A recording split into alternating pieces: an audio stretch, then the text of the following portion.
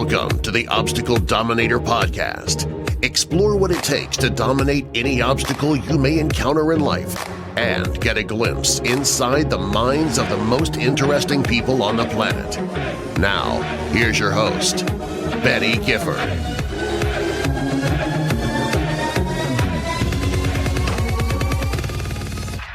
We're sitting here with Milton Mize, which for like 3 years I had no idea was your name, even though I knew you. That's funny. I totally thought it was crack like doctor. Yeah, I didn't know. I was like, wait, is he Mize? Is the First practice name Milton? Last name Milton? Yeah, I don't know. So First name, Mize. Milton first name, Last name, Mize last name. Yes, sir. And I met you at Health Source. Health Source. Yeah. Yes. And I don't remember how I came across you. I probably was like looking up like some cheap Groupon discount or something. And I think you lived kind of around the corner too, right? So it was kind of a geolocation type thing. Yeah. This was probably like 4 years ago or something. It was before I'd moved to Colorado Springs. Yes, I did. I went to move to Colorado with you. Yeah. Like taking care of you, and you were with your natural doctor as well. Well, dude, you were so good that I would fly back when I needed chiropractor from Colorado because, dude, I'd been to so many. I mean, not like a ton. I wasn't like on a mission to find a perfect chiropractor. But you had a good sample size. Yeah, I mean, everyone's probably heard of The Joint, which this is not to take a crap on them, but the experience I had twice at their locations, it's very roll of the dice. Fast foody. Yeah. You walk in, you get a number, you go to the back, snap, crackle, pop, and you're out. Like, no questions. You're like, oh, my back hurts. All right, cool. And you're gone. It's like in and out in like 5 to 10 minutes, which you do brief appointments. I try. But they make sense. Yours are based around questions where you're like, why are you in here? And then what caused what happened? And then specifically to you. Exactly, yeah. No, I mean, I walked in there and I was like, well, you don't know anything about me. You just know my back hurts and you feel confident to crack me up. Super unpersonal or impersonal, and that might work for certain types of people, but for what I'm doing in my athletic career, that's and the level you're competing at, that doesn't work. Right. It's a stopgap. It's just if you need a quick stopgap or something to take care of real fast. That's what it was. That's why I had to go to one. I was in San Diego, and I was like, you know what? I need this to be fixed right now. I can't wait till I get back. And it fits an excellent niche in that market. Yeah. But as far as you needing a team of professionals to help you achieve your goals, and you have very lofty goals. Yeah. And you're an elite athlete, so you have to have a specific set of eyes looking at you, and then somebody that has the, I think, ability to really take, because you had a really good doctor and you wanted somebody to join your team, which it was very exciting for me because you paid attention to your body, you knew what your body did, you had gone through various, well, I've tried this, it didn't work, I tried this, it works, I'm thinking about this. So it was easy as a professional, honestly, to come onto your team and work with you. I was thrilled to work with you because of the level you were at, and it allowed me to pull out, I guess I'd say, my advanced knowledge, like all the stuff you want to do with people, but you can't get them to that level, where you're at such a high level. Man, we can just jump in and really have fun. You know, I was thinking about that. It's cool to hear you revert that same feedback back to me, because in my head I was thinking, like, when I coach athletes, I like to coach athletes who want to take something and fine-tune it. I don't find nearly as much fulfillment in, even not a statement of value, just for me, I don't find as much fulfillment in taking a couch potato and getting them on the road running for the first time. And so I was thinking, from your standpoint, you're having somebody in here who doesn't just want you to, like, you know, fix them up and send them out the door with a prescription to come back next week or whatever. It's somebody that you can actually utilize your knowledge, and somebody who's actually interested. It's like a good student type thing. It is an excellent student. And you brought in a Ferrari that we're turning into a Bugatti, right? Like, we're just customizing you. And what's kind of neat is even just with your appointment last week, right? I have that history of several years with you, and I've seen different things go wrong. I've seen different things go right. So when your body goes through something, I have kind of, again, history with you, so I know how it's going to respond. I know what it's done. I know what I'm trying to get it to. So it's been a really fun journey having you as a patient, really. You know, and it's been great having you a part of my team, and I like that you said team, because I don't know many. I think only my buddy Hunter, who I've talked to you about, I'm sure. I can't wait to meet him. Oh, yeah, he was just here. I should have him come in. But I really refer to it as a team to help me pursue my athletic career. I've got, you doing the mechanical stuff in my body. I utilize Ben Greenfield a lot for his extremely wide base of knowledge on basically anything health and fitness I can ask about. You've heard of Ben Greenfield, I'm sure. I have heard of him, but I've never met him. Gotcha. I mean, if you're listening to this podcast, you know who Ben Greenfield is. He used to host it. And that's kind of the core of my team. I do have like Bracken, Crocker, and Hunter McIntyre when I'm looking at tweaking different things in my actual training, like what I'll be doing for, this season as I lead up to this World Championships or whatever. So, and that's been really fun with you too, right? Is you tweaking different things every year or different seasons, or as you've done different races, they require different things from your body. Yeah. So that's been really neat to see how we've evolved your body. And how it's adapted to the different stresses you've put on it. Oh man, do you remember when I came back from Park City, Utah, when I was living there for a while, and I was jacked? Like, I was I was going to say when you broke yourself. I was destroyed. We got a little crazy. You were like, "What have you done to yourself?" You messed up all my good work. Yeah. I took a little. Yeah. I walked in and you were like, I put a lot of effort into you. Don't go. It's like I brought the Ferrari, dude. That's what it is. You're my. I worked Formula One. You're my pit crew. I'm a pit crew. I come back from a crash and you're like, "What the hell did you do to my car?" That's exactly right. Exactly. To my car. Yeah. Hang on now. I am the pit crew. That's an excellent way of saying it. To give you a little bit, we need to back up a little bit. So, when you're an MD also, right? No, I'm actually just a DC. So I'm a doctor of chiropractic. Okay. So DCs, MDs, and DOs are all what they call primary portal physicians. Okay. So we have the ability to come in. You can come in, I can evaluate you, and I can diagnose you. Now, what changes between those specialties are the type of treatments. So with a DC license in the state of Texas, I can treat your musculoskeletal conditions. So I can diagnose you or evaluate you for something different, but then my job is to refer you to the proper specialty. So what, like a stress fracture? No, a fracture. Yeah, I could diagnose your fracture, but then I would send you to a medical doctor to set it or an orthopedist. So what you said musculoskeletal? Yes, sir. So you alluded to it earlier. You use me for your frame. So how your bones sit, that's your framework, your muscles, your tendons, your ligament, your connective tissue. A big buzzword is fascia. Just this holiday season, you saw a lot of the percussor massages, people using those, so things like that. So that's those like Theraguns? Theraguns, yes, sir. So that's where my knowledge really, or my specialty comes in, is I've been doing body work for 20 years. I did massage therapy for 2 years, chiropractic school for... Wait, you're telling me I could come to you for my massages too, or... I'm too expensive. It's probably $1 million an hour each. Oh, shiza. All right, you're that good. or yes. Okay.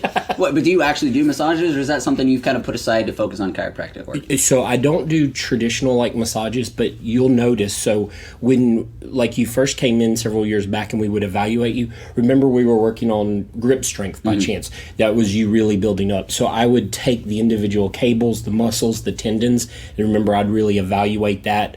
The other part of my but before we move on from the forearm, that was fascinating at the time. I was not aware of, and I think most people are not, because most chiropractors don't have these kind of conversations with them, that you had me do like a grip test with my different fingers, and you had told me, I don't remember exactly which ones, but more than half of my fingers were not even engaging in the grip process because there was some kind of out of balance in the cords of my arm, or a tweaked nerve or something like that. And I was like, wait, so I'm literally only gripping with like my pointer and my thumb? You were using 2 of the 5. You remember that? So that lateral or medial side is anatomically, you weren't even engaging that really. Which is such a disadvantage in a sport that's all about whether you're going to fall off something because you can't hold on. Right, and speed too. Yeah. The confidence in grabbing, because you can be quicker when you're more confident that your body is going to perform properly. Right. And that is such a thing that I think most people never come across, again, because most chiropractors don't have these kind of... I remember actually at the beginning, for a long time before our relationship developed to also being kind of a personal and professional interaction, every time I would leave feeling like I just like stolen something from you. Like, is he aware that he's giving me the knowledge to stop coming back to him, like to actually be okay? Thank you. And I realized over and over, I was like, this is the kind of guy I want on my team, because he's not addicting me to his practice. Correct. To where every couple, he's like, oh yeah, let me snack, crackle, and pop you, and then you got to come back next week to do it again. Instead, we'd have these really, you taught me how to use a Graston tool. Yes, sir. Things that people pay you to do. You were totally willing to say, hey, look, this is why this is happening to you. This is how you can stop doing it, so you can stop coming to me and breaking your body. Yes, sir. I have this distrust of humanity that I've been trying to magnify and pay attention to so I can get rid of it, because it's a pretty dangerous dynamic. We've been oversold. Yes. We're so oversold and overmarketed to, sir. And it's this fear in the medical community where, the white lab coat knows everything that I don't, so I just have to trust whatever he's saying. So that is so gone now with the internet. I started practice with the start kind of the Google WebMD, and my medical training comes in, and just what you said, we were trained in the white coat to know everything, and people come to us. My first year of practice destroyed that, because people were like, well, I read on the internet. I Googled this. Wait, what? So I would spend a lot of my time educating people and almost having them unlearn. So you learned something you shouldn't have, unfortunately. So let me back it up. Let's start off. This is how your body was designed to work. This is how it created a dysfunction. Right. And I actually thank you for saying that, because I hope I build trust with a person, because it is your body and you should have ownership of it. And if I can educate you how to use it, then you can take care of it properly. Yeah. And honestly, and especially in your sport, it's amazing for business, because you're never going to not do something. It is so rigorous and so intense and so just dynamic. Yeah. You're probably going to need me for something, or at least refer to me for something. Yeah. So I noticed in your treatment, I guess we could say, or again, just evolving your body, we could keep building on things, because I would educate you, and you were a good student because you would take it, use it, give me feedback, and then I could build on that. So we could build a great foundation with you, and now we're at like 100-story skyrise. Yeah. When we tweak stuff, we're tweaking it on the top. Every now and then we'll revisit the foundation to make sure a crack didn't come up, or like you said, we go to Utah and party, or we do crazy stuff, but yeah, it's really nice to see again somebody on your level and just constantly tweaking and fine tuning. Yeah. How if you're comfortable talking about this, I originally met you at a different practice where you were taking insurance. Yes. And the practice you're at now, which is your own, you don't deal with insurance. Yes. And the story I tell people when I'm talking about you, this might be some amplified version that I dramatized in my head, but the way I saw it was, you were one of the most qualified people at this practice. Not a statement of other people, just you were extremely qualified. You had a high clientele base, and yet at the end of every quarter, they were saying we need more from you on the route of insurance. Yeah. And you were saying these people don't need me to prescribe this and that or whatever. And so you ended up. Could you tell that? Yeah, I'd be happy to. So now this is kind of fun. I'm starting my 16th year of licensed practice. And it has been amazing. We've all seen the world just change, right? You can watch the news for a minute and you can just see 10 years ago what you saw in the news. It's all so different. Well, the medical profession is like that as well, and especially the insurance. When I got out of practice, it was very common. Insurance would cover a lot of things for you.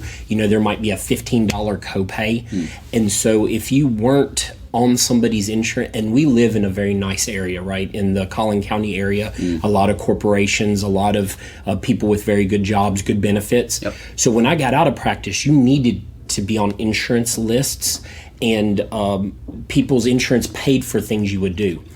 As time has gone on, I don't want to say insurance companies got greedy, but it's a business, so we'll just say a numbers game. They wanted to change the numbers in their favor. Right. So they stop covering certain things. They require more things of a doctor. So it got to this point where you would come in and need me to do something, say simple, but simple might only pay me $4 in the insurance's eyes. But you would need to really be thorough with an extensive diagnosis and really try to do as many therapies as possible to create a monetary value to the insurance. Yeah. So I think honestly, I decided to stop playing the game. Yeah. And what's great is the insurance companies did me a favor. They made the game ridiculous. So I was able to, I've had the opportunity over the course of my career to work. I enjoyed working with other doctors. I think I've always had a good team approach. So I like working with physical therapists, neurosurgeons, orthopedic doctors. I get great results with physical therapists. I think they're phenomenal. The way they look at the body, it mirrors mine. I think we complement each other really well. So I was able to remove myself from the game and actually say, I'm not going to play anymore. People's copays are $40 or $50 now when they walk into a specialist. Yeah. If I kind of strip down my model, the golden rule is treat others the way you want to be treated, right? So I decided to reduce my overhead as best as possible. What are the bare necessities? What am I really good at? What can I provide for patients at a really high level? And then what do I need to do that? So I was able to reduce my overhead and my cost and make a cash price and actually come in under what insurances would require you. Yeah. And people I'm paying less to see you per appointment here now than I've never had insurance than I was little, you guys had like a program where people who didn't have insurance can pay like a certain amount when I was at there. Yes. And that was still higher than what I'm paying now. You could give a cash discount. Yeah. So I really, it was a little over 18 months ago. I think when you do training, you try to go get alone and just sit still and kind of evaluate your life, what you want to do, where you want to go, what you want to be, and how you want to do that. And so I took some time and I just got alone and got quiet. You get out of that hustle bustle of life for a minute, just recalibrate. Yeah. And then sometimes you got to go slow to go fast. Yeah. And so I slowed down, and then, man, it's been a fast ride. Yeah, dude, every time I go to your online portal to book an appointment, I'm always just blown away at the amount of appointments that you already have booked on there. I'm like, holy freaking crap. You can't kind of overthink it like, oh, I'll check tomorrow. You better grab kind of grab your spot now. Yeah. And what a blessing. I really feel, and I thank you for what you said earlier, just about how I treated you. You know what? If you just treat people the way they want to be treated, like I would want to be treated, they'll, I believe, respect you and want to come back. You know, I've talked to a lot of people about you over the past few years. I mean, obviously you've seen friends and family that I've sent in here. Your whole family, my entire family. Yes. You just saw my sister and my mom, I think, yesterday. And your brother. And my brother, right. Yeah. And your nephews. And exactly. It's crazy. And I'm just now actually thinking about it. I almost never talk about your actual skill. I talk about the thing that makes you different from other chiropractors. Because if you go to a chiropractic school, you're going to learn a certain level of skills, and then across the board, most people will have that. Yes, but the thing that has made me come to you is the human side of your practice that is so removed from. I mean, I haven't had any form of health insurance ever in my entire life. I mean, I have car insurance, and that's about it. And yeah, it's sucked sometimes, very, very, very few times. And it's because I can't bring myself to go into an office or I don't even know what they're all called now. You used to have like hospitals and then family doctors. Yeah. Now there's like, what are they called? Like emergency clinics? Emergency clinics, yes, sir. Everywhere. Everywhere, yes. It's like a business now. It's not even like a... It is a business. It's not health care in a way. Right. It's sick care. It's kind of a business model. Exactly. Yes, sir. And you walk in, and to even see... Okay, so I was on the Spartan cruise, which I only did one. It was a great time for most people involved, but the CEO regretted doing it. Anyways, and mid-race, we were doing... If anybody was on that cruise, there was this really tight little jungle section that they carved out. And I tripped over a root at one point, and I got up, but when I hit the ground, something bit my knee, like an insect or a creature, I don't know, but obviously in race mode, I'm not stopping to check. No, I gotta go. And I take off, and I forget about it, and then within 15 minutes of the race being over, my knee was like the size of my head. And I went to some people who were still on the beach, and I was like, hey, what is this? And they're like, oh, just go get in the ocean, the salt water will be good for it. I was like, okay, cool. And it burned, but I was like... friend, suck it out. Yeah, I was like, all right, I'm good. So I got on the little shuttle back to the boat, the ship, whatever, and I called the medical place, and they're like, it'll be $300 to even see the doctor, let alone who knows what he says I need to do and then what I have to pay for the end of the bill. Yes, sir. And so I decided, nah, I'm okay. And so I go to my room, and honestly, I should have, because for the next, 72 hours, the entire cruise was screwed for me, because for the next, 72 hours... If I even budged, I would violently throw up in my bed. It was the worst. Intense. So I have no idea what poisonous, whatever venomous thing bit me. But it was this thing of, look, I'm a person in need and I can't afford to come see you right now. And I think that was the spark of having this almost like conspiracy theory fear and distrust of the entire medical community that has anything to do with insurance.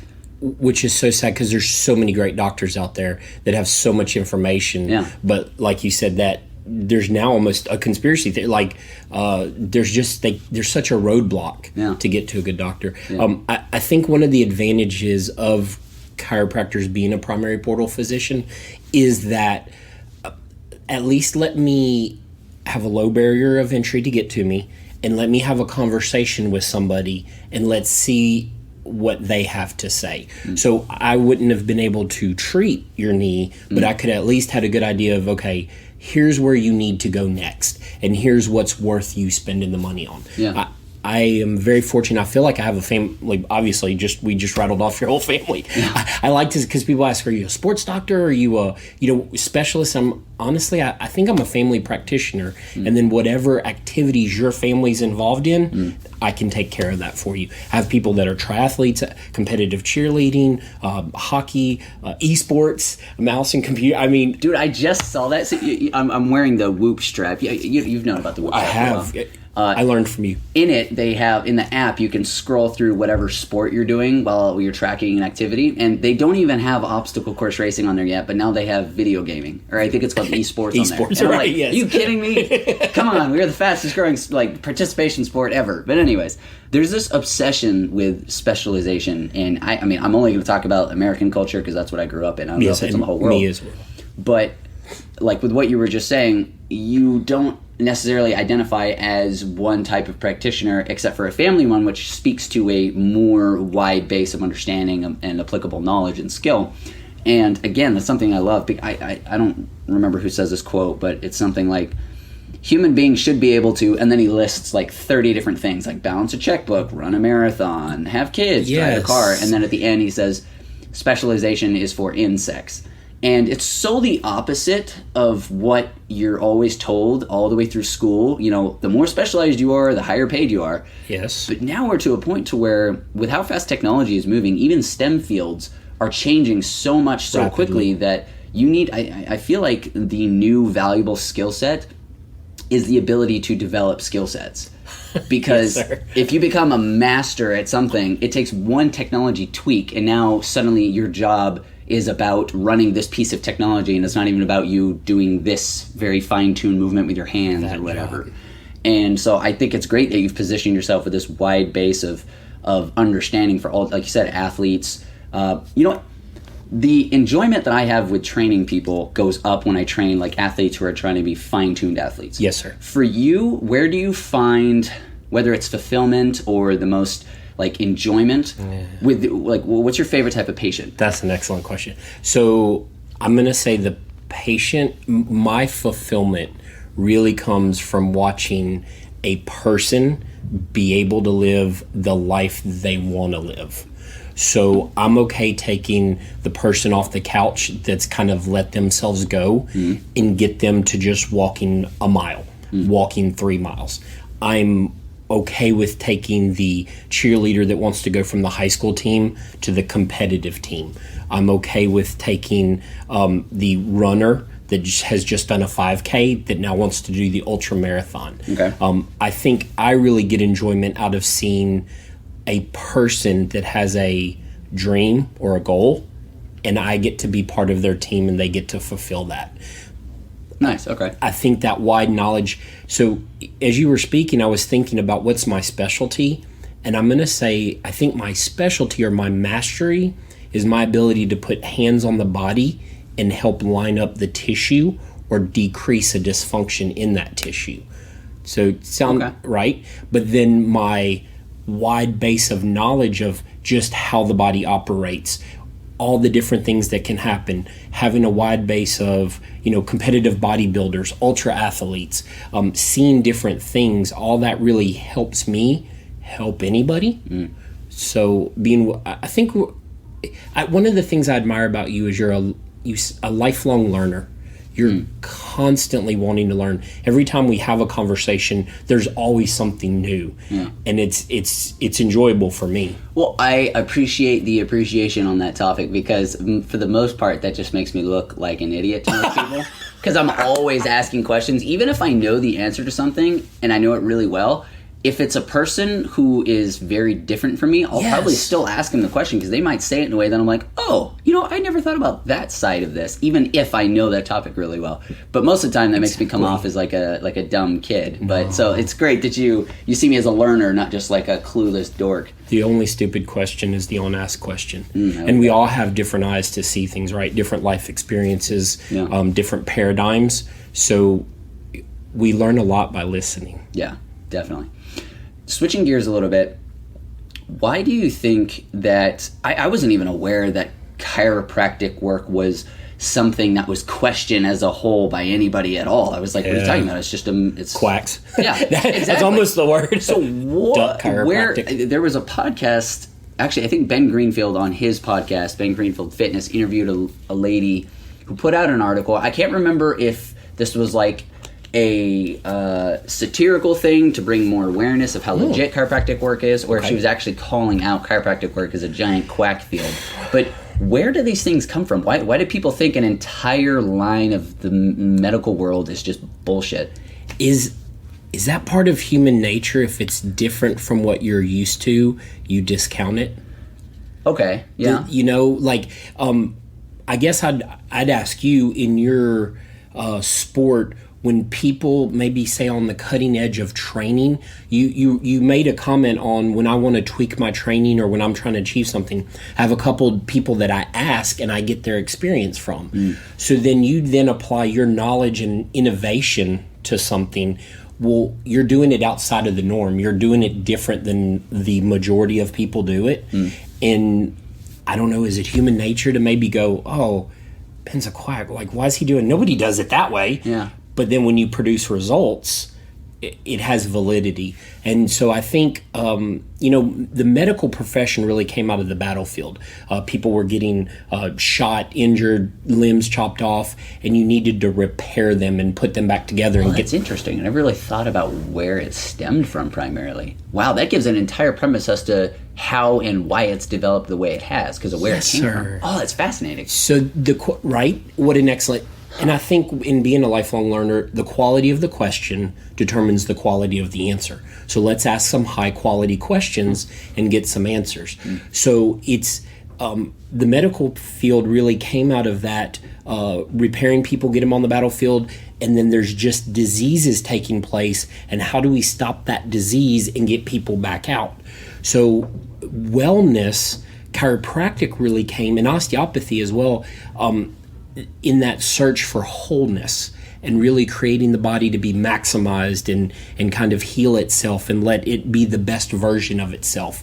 So it's not necessarily reactionary, it's almost more progressive or forward flowing. That makes so much sense. So then from there, I guess the assumption would be, or the next question as to why skepticism is because it's no longer about repairing from a place of damage. It's more about, I guess, preparing to advance and continue through life in a positive way. Which I think is what we do with your races. So a lot of times you would come to me right before the race. Something may not be wrong, but we get a good set of eyes on it. We evaluate you. We make sure, to the best of our ability at least, we can see any slight dysfunction, any slight misalignment, any slight weaknesses, just the hand strength issue, right? Quick run through, make sure all the fingers are working, the grip, the calves are firing for the speed, the knees, the shoulders, there's no impingement anywhere. So the things you're going to be performing, you're able to do without an issue. Yeah, in an ideal world, yes, sir. During my heavy training cycles, like right now with it being the beginning of my off-season training, it's high volume, yes, but low intensity for the most part of it. I would love to be in here every single week confirming, making sure my body is in good... I mean, from the amount of things I'm doing it to each week, it just makes sense that I would make sure everything is... I mean, I'm loading joints and fascia and things like that under very unique situations where I'm not always going to have perfect form, so it's going to result in pinched nerves and things like that. So ideally, I'd like to be here every week, but at the absolute minimum, leading up to a race, you're damn straight I want to know that I don't have a pinched nerve that's shutting down 40% of my grip strength, or something that's making it so I'm having to compensate, and so my hip flexor is going to flare up in the middle of a race and cramp because I'm overcompensating with my left one. Yeah, I definitely want to get rid of all that. And so I think that's kind of cool. I think this answers it twofold. One, a medical, not all, because you have certain guys that are very progressive in their field as well in that medical. They're trained to be reactionary. So whereas I'm trained a different set of eyes, right? So I think that's why some of that quack can be, well, you don't need that if you break it.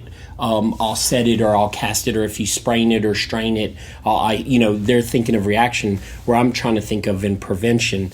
But I also, when you spoke of the business, part of why I wanted to get away from the insurance model is the insurance model was built from the medical model of reactionary.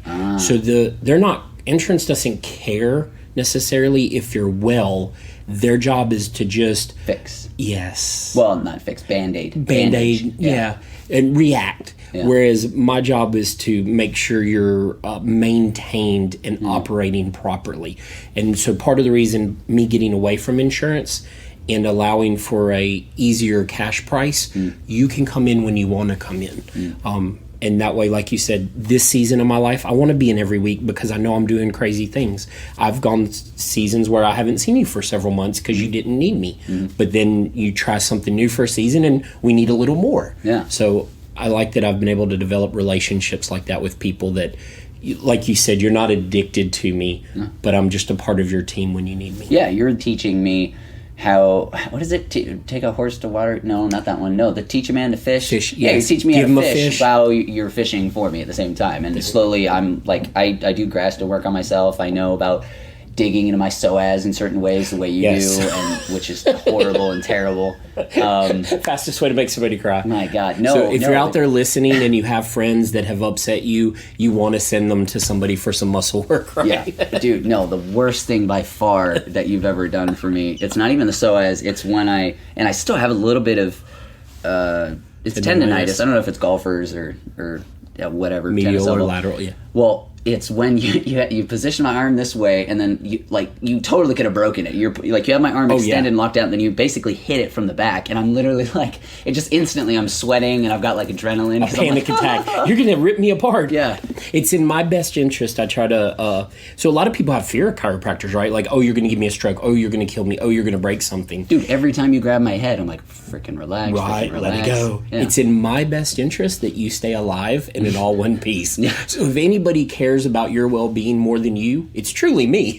So I want you. You got a lot on the line, like cracking people's necks and stuff. You do, and I think that's part of. Again, just treat others the way you want to be treated, right? I hope to always be educated, on top of my game, keep up with the latest research, really evaluate. Every person is an individual, and so the way I may adjust you or treat you musculoskeletally, I don't treat another person. Yeah. So I think everybody has individual needs. So there's a lot of talk nowadays about like integrative care and integrative health. Yes, sir. What's your view on that, and how do you incorporate that into your practice? So actually, right before I got I came into my own office, kind of shifted my paradigm a little bit of how I practiced chiropractic. I was in a very integrated practice. So really from the get-go, I have been integrated. We would use For any of the listeners who are not aware of what that term means, what is integrative healthcare? So I would say it's using multiple modalities and different practitioners. So a massage, a chiropractic, an orthopedic surgeon, a physical therapist, an occupational therapist. Does this range into the more, woo type of practices like acupuncture and even that as well? Like that? So now that's excellent too for integrative, right? Okay. So I'm going to say the whole gamut of traditional medicine and. Is Eastern medicine the right word, or alternative? What if we use the word alternative medicine? Okay. So I would say an integrative approach is I look at you as a person and we integrate, we bring in all of the available modalities and specialties or practices that we have. So I have patients that have acupuncture, acupressure, trigger point massage, A Rosti is an excellent one, Yeah. Where you have certain damaged tissue and you get in there and repair that tissue in a short burst. A lot of those practitioners work with chiropractors, maybe a little more traditional like me. They work in real quick, fix an injury, and then send you back to your primary doctor, something like that. So I had a nurse practitioner in the office. We could do trigger point injections. We could do decompression therapies. So or even muscle relaxers, prescriptions, if people needed things like that for different injuries or activities. Yeah. So we had the ability to be reactive and proactive. Nice. And all-encompassing with whatever somebody comes to you with. Yes, sir. So now, me being a single practitioner, what I've done is really grown my network of referrals. So I might not have it in my office, which then again allows me to keep my overhead down. Right. But then when you need something, I have here, you need this guy, this lady, this person. So here are the 4 things I think you need to integrate. And then, here's the certain cost models. And then here's we could rank. Here's 1, 2, or 3. So this is going to have the biggest return on investment. We talked about you, after you got treated, going to do cryo. That was a worthy investment. It was right where you were at in that point. You needed to go do cryo to help with the recovery from what your body had been through. Yeah. So I think that's an integrative approach. So speaking of return on investment, this is going to be a real clickbaity, follow these 10 steps type article answer here or question. I like it. Click the link below. Yeah, exactly. Which ones that you can rattle off the top of your head, and this is not making a permanent statement on whether they never work for anybody or anything, just in your experience, what in general have you seen to be the fad bullshit things that don't actually work, and the ones that you've seen pretty extensive success with? Like, anything from foam rolling to the CBD obsession to cryo versus ice baths. The hot stone, or no, the red light therapy. Infrared. No, not infrared. Lasers. It's a type of red light therapy, but it's not infrared. It's something else. But all these type of things. Which ones have you seen that just have not panned out the way they sound like they should? All right, so I'm just going to speak for me personally, not as a scientist for a moment. Okay. The body is an amazing creation, and every person's body is a unique combination of different DNA, different genetics, right? So, in saying that, I try my best actually not to discount anything for people. Gotcha. I've seen where somebody could have, I'm going to use a short example, just a bad low back. But physically, we couldn't do anything to make it better. But it was when they were able to acknowledge a trauma that happened at 7 and get that resolved in their mind. Like an emotional trauma? Okay. It never go away, right? Well, how do I prove that? The result proves itself, but I can't run a diagnostic. I can't put that on an MRI, right? Acupuncture has been around forever. You're putting a needle in the body, and I don't know if we can necessarily prove exactly why that works. We definitely have some very good intelligence and some biophysics, but I don't know that we can run a test of why we would do acupuncture. So I guess I'd say human wisdom. So I try not to discount anything, I guess I'd say hokey. Yeah. But I have seen the therapies that tend to work out the best are the ones that acknowledge how the body was created and designed and try to get it back to its best state of design. Okay. So you said foam rolling. When fascia gets kinked up and we, like a rolling pin, like you would treat dough, we roll it out, it works. We might not see that on an MRI or an X-ray or some kind of diagnostic imaging, but we can feel a dysfunction. We can put a modality on there, and then we can have it have a good result. Now, you may foam roll and get a great result. Another person may foam roll and get nothing. So to them, that's hokey, but to you, it's excellent. I think you touched on CBD, what a hot trend right now. And so some people would you like to touch on that for a minute? Yeah, absolutely. Because I think it's a really fascinating topic. Yeah. You're taking something natural that was in the earth, which our bodies are natural and from the earth, and you're reintroducing it into the body. So why are some people getting a result here? Some people aren't getting a result. Yeah. Some people are getting I just feel calmer. Some people are getting a stop in their seizures they've had for 20 years. Right. So I find that's very interesting. With the CBD, what I'm starting to see is the way it's made reacts in different bodies' chemistries. So the way it's formulated might help you but not help me. I also see some of the milligram strength. You might be able to get away with a 500. I might need a 3,000. Yeah. So that's been kind of fascinating. I've enjoyed this trend. Really feels like in the last year, it's kind of been very hot. Dude, I am so excited about, I don't know how many years it's going to take for us to fully understand, if we'll ever fully understand how it works with our endocannabinoid system. Because just 4 days ago, they discovered they're discovering new cannabinoids all the time. Like last year, there was like 119 known ones. Now we're up to 150, and the new one they just discovered. Okay. This is so funny because the company I was working with here in Frisco, they're always experimenting with new products and stuff before they put them out on the shelves and testing them and stuff. And because I'm connected with them, they always let me try whatever I want. And they gave me You're this a good tea. guinea pig, sir. Oh, dude, I would love to do it. And she gave me this tea. And she was like, look, we don't know what cannabinoid this is. We know there's no THC in here, but it still gets you high. And I was like, she was like, we're pretty sure we've discovered, we don't know what it is because we don't have a high pressure liquid chromatography machine to separate them and identify them, but we know there's something in here that is not THC that is giving similar psychoactive properties. And it's totally true, when I would drink this tea or I would mix it in with a little bit of like marijuana in an atomizer or something, it was suddenly a completely different experience. And just 4 days ago, they announced there's now THCP, which apparently is 30 times more psychoactive than THC. Now, I don't know anything past what I just said. I don't know if they found it in a certain strand, if it's in everything and it's just a certain way you carboxylate it. Yeah. I don't know, or decarboxylate it. But anyways, it's freaking fascinating. Because each one of these 150 isolated and then combined with all the other 150 have totally different results, and then depending on your body they have different results. Like, it's so much fun.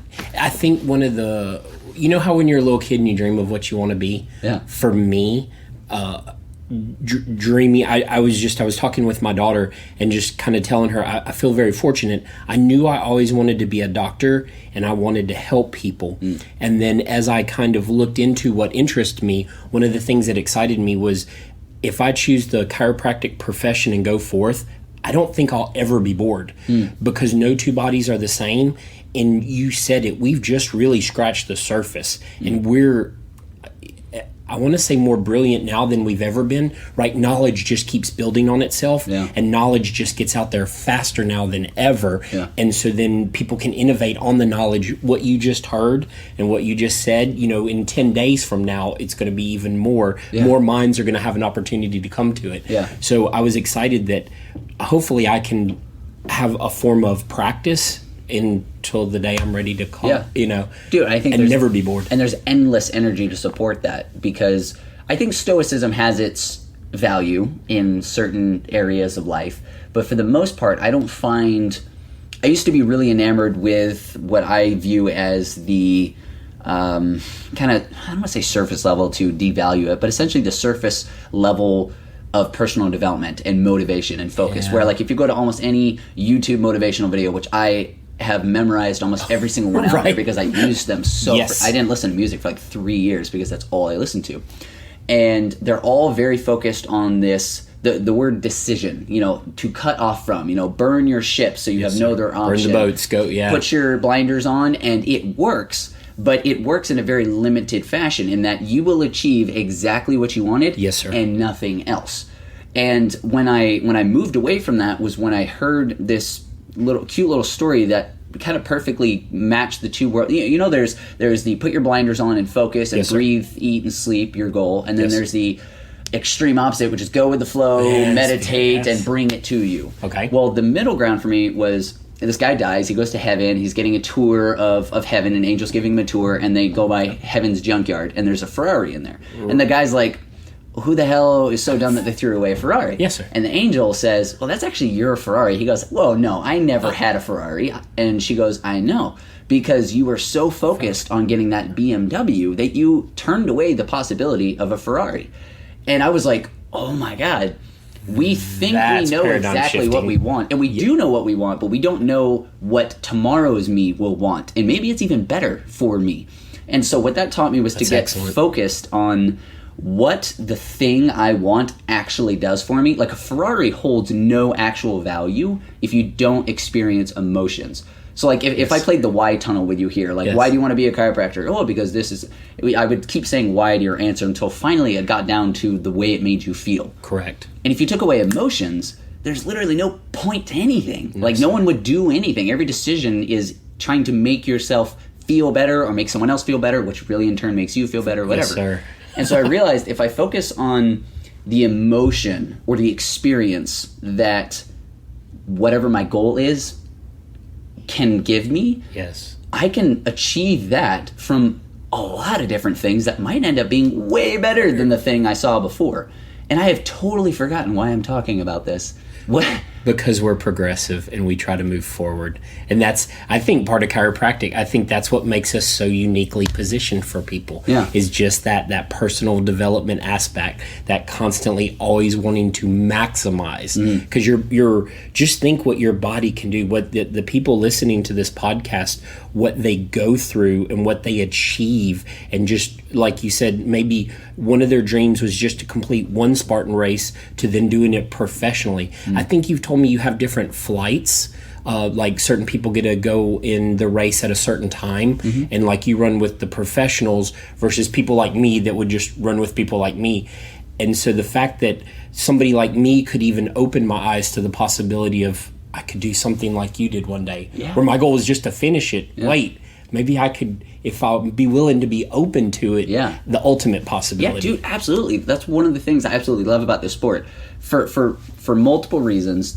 One of the main things I love about it is the ability for literally almost anybody to come into the sport with no athletic background and then potentially rise to literally the cream of the crop. And for multiple reasons. One, it's not like it's a new sport, so it's not to the point to where the best is light years away. Like people are fighting for milliseconds in the mile and stuff like that. And there's millions and millions and millions of people with that goal, and therefore the refinement, the hierarchy is incredibly pointy. It's extremely difficult to get to the top. In our sport, it's so young that if you're mildly fit, you'll do good. You'll become, an age division good athlete, and then with like a few years of fine tuning, you can be an elite. And then from there, I mean, it is getting harder and harder. But then the other thing is, it's such a diverse discipline that it rewards a much wider base of people. Whereas with running, we know exactly what a marathon runner looks like. We know exactly what a linebacker looks like, down to like the pounds and the height. In our sport, you've got people like me who are 6'3", Robert Killian, who just won the Spartan World Championships. I think he's 6 foot, 6'1", maybe. He's very thin. Then there's people like Isaiah Vidal, who's like 5'4", 5'5", and he's stocky and yet still has an amazing engine. If he can convince himself not to cheat during a race, anyways. And so it blows the roof off of people's. They look at an NFL athlete and they're like, no, unless I started from 11 years old and was playing in high school and college, it's over. It's like, no, dude, my goal when I did my first Spartan race was just to be able to run 1 mile without walking at some point. I sucked. I totally sucked. And now I'm not saying look at me now, I'm the best in the world, but I'm pretty damn good, I think. And I think that's been fun too, is being your chiropractor, being part of your team, is watching all the different things you've achieved. And when we would discuss things of, okay, here's what I'm working on now. Well, I'm watching this other person, they're achieving a result in a race because they're built to do this, or like they had a past as a gymnast, or they had a past as a hiker, or they had a past as, so different people's past in your sport allowed them to be really good in an area, but then they had to learn something totally new and develop. I can't think of a single athlete in our sport who came in with the complete package off the bat, except for possibly VJ Jones. He's the youngest guy in our sport. And I think that's actually partially why he's coming in so well. Not the whole thing, but everyone else has been a previous athlete and then transferred to our sport. We're now getting a generation of athletes who have been seeing obstacle racing since they were like 15, and so that's like what they want to do, and so they've been in American Ninja Warrior gyms, and they've been running, and so they're coming into it with the skill set. VJ Jones, I think he's 21, and he's incredible. He's already beat every single person who's won the Spartan World Championships except for one who is over in the UK, John Albin, an incredible athlete, and he's the first guy that's brought together the amazing running ability and the amazing obstacle ability. Like usually you've got somebody like Ryan Woods who comes from this background, an amazing running background, and then he's had to build the obstacles like you were talking about. Or you've got somebody like Hunter who is just a workhorse, but he's had to work on fine-tuning his obstacle proficiency. Even though he's strong, you won't fail them. VJ came in, he's running with the best, and he's diving out onto obstacles and just doing crazy cool things that most people do when they're fresh outside of a race, not during a race. Wow. And so the sport is starting to get more and more like that, which is fascinating. But what do you see as an ideal way for the average person to keep in good health and well-being? But I have to preface that a little bit. Okay. Because when we were just talking about, when I was trying to get you, like pigeonhole you into a soundbite of this one sucks and that one sucks, you gave a very good answer. Thank you, sir. Which to me seems to be pointing towards the belief, which is what I've seen from almost every field I've come across, is that if a person, whatever modality a person has the least resistance to, is gonna work. Yes, like sir. Even if it's the most ridiculous thing you've ever heard, like well said. I don't know, rubbing a certain type of sand in your eyeballs, or purple something. crystal rubbing in 3 circles on the left side of the moon being, and if you have no resistance to it, it works, which to me seems to be saying even more incredible things about the human body. It is a fascinating, incredible machine. Yeah. And you alluded to it, talking about just you going over the athletes in your sport, their backgrounds, what they've come to, what they've changed, what they've adopted, what they've grown in. And then so I think if somebody really wants to be the best version of themselves, I would say starting with finding somebody that can ask them questions. And you said it earlier, you said if we were to go down that why tunnel, so I think when I approach somebody like you coming in, if you remember just the first couple months, we would just really talk about what you were trying to achieve, what your body was doing, what rigors you put it under, what activities, how it felt when you were doing that. So I think finding somebody that you can really go in and speak with about your body individually. I had a professor that liked to joke, our individual instruction manual got burned up on the way here. So we didn't, I thought that was pretty funny. Like, each body is so different. We almost are on this path of self-discovery about our bodies, and then every year how it changes, and then what we do to it, how it changes. So I think I would say one of the things that made our relationship last as long as it has is I've done a good job asking you those questions and then directing you in the ways you want to go. You would come in with ideas. Here's what I want to do. Here's what I think I'm going to accomplish. Here's what I'm going to change. I could give you feedback. Here's what I see your body doing. Here's what I see. Now, when you did this, it reacted like this. When we did this, it changed here. We had a positive effect here. We had a negative effect here. So I think if somebody's wanting to ultimately just be really healthy, finding a practitioner or a modality that would help them evaluate. So I'm going to be kind of biased for a moment.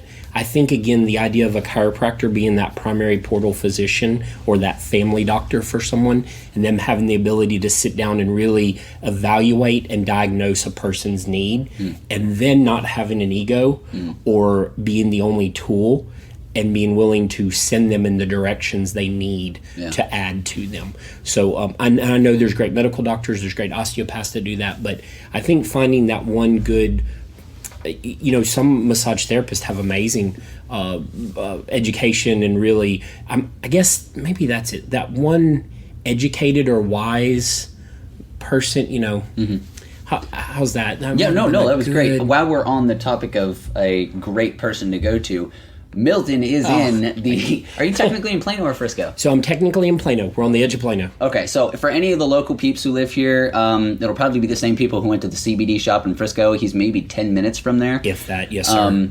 People, how can they find you? So I think the easiest thing is a website, mizechiro.com. So www.mizechiro.com. and that's the online booking site. I also have a phone number, 469-222-4727. You're welcome to text any questions you have, introduce yourself, especially if you're just listening to the podcast. By all means, you're welcome to text. Please explain who you are and that you heard me on the podcast and you have questions. I would be happy to just do consultations with people, find out if I'm right for you. I'm very fortunate. I have people that travel an hour out of state to come when they're in town, out of town.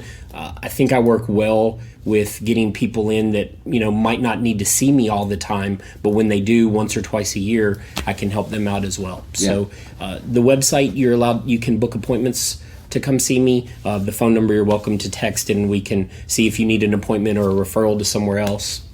And if you do, not like you're going to get a discount or anything, just say Beni sent you. Just say Beni sent you. Yeah, absolutely. We'll roll out a purple carpet, not the red carpet, but the purple carpet. Yeah, you're not cool enough for the red carpet. Royalty only. Yeah. This is, I kind of want to talk about something. Do you know who Louise Hayes is? No, sir. It's a pretty, I don't know how obscure she is. I don't have like a picture of the industry and know exactly where she sits, but she has this book called You Can Heal Your Life. Wow. And my mother showed it to me when I was maybe 14 or 15. I was like, that's some woo yoga bullshit, whatever. And I've been using it heavily for the past 10 years of my life because I've just seen nothing. I have no pride on modalities. Yes. I don't care how insane. You tell me I'm going to lick my toe is going to do something good, I'll lick my toe. I want the result. Yeah, I don't care.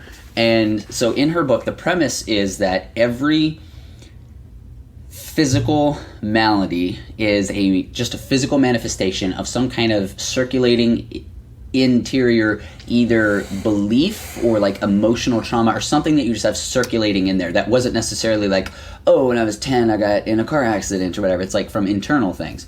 Yes, sir. And her pitch is to, anything from zits to back pain to cancer, which that's a real hard one for people to swallow because cancer just seems like this horrible monster that it just has no reason at all, and this is not a statement at all about who deserves cancer or who gets cancer or anything, but her approach to solving it is verbal manifestations that you repeat in the mirror looking at yourself. Excellent. And I've used affirmations and I use them off and on in my life, and I just see those as one of the tools, but the main value that I got from that book is understanding that anytime anything on my body starts hurting, I can go to her book, and she has the last half of her book is just a very, very long list of different types of maladies. Yes.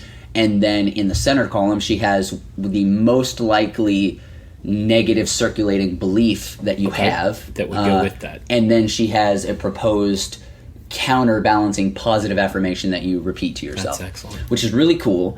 And again, I use the affirmations occasionally, but more the value for me has been a long time. I was walking to some event, and it was about a mile walk to the event, and my ankle had been hurting really bad, or my foot, I can't remember, one of those two. And I was just trying to figure out what was going on because I'd been to doctors, and they were all saying that you're totally fine. I had x-rays, MRIs, whatever chiropractor I was going to at the time was like, no, you're good. And so I was walking through this field, and I was thinking about that book, and so I started going through different things. Okay, what does the foot represent? And I started going through different things. So I was like, okay, it's the ability to move. It's what lets you move. Yes. And so I was like, okay, am I angry that I'm not as fast as I want to be? Am I this or that? And then eventually I asked the question in my head, do I feel stuck, like I'm not moving forward in life? Yes. And as soon as I thought that, the pain went away, and I was like, okay, I might have just stepped on it differently, and that's why it felt good. And then the pain came back, and so I tested that over and over the next 10-minute walk.